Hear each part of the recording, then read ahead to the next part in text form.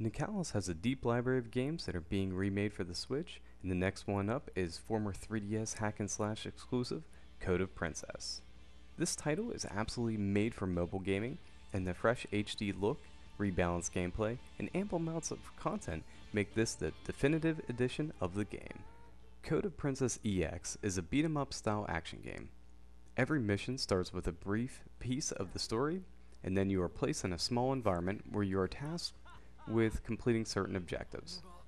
Each level is presented on a 3-level plane where you can move left and right and also jump to the foreground and background.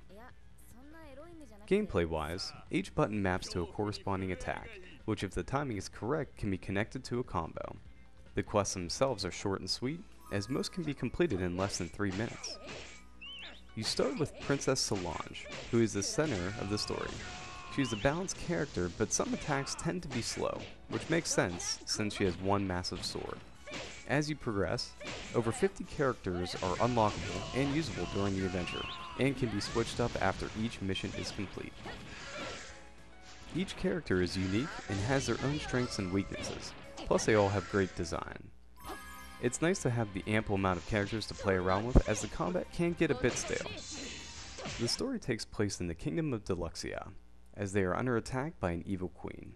In the midst of protecting the royal sword Excalibur, Princess Solange gets thrown into the battle.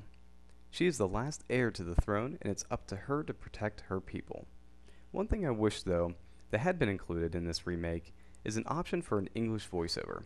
It's not a deal breaker, but would have been a nice addition. The fresh coat of paint and the ability to play this on a TV screen really helps this game out. As it gets harder and the enemies become more numerous, the additional real estate is appreciable.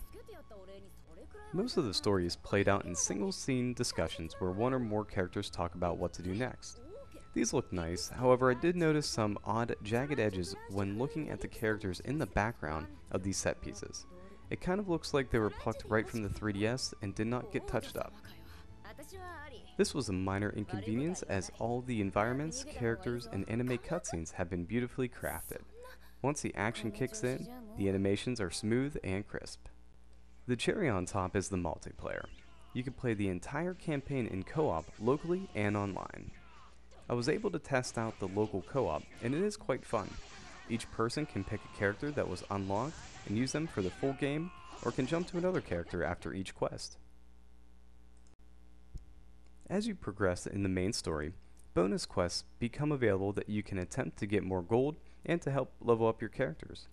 All quests can also be replayed again as well, using any character that you had previously unlocked.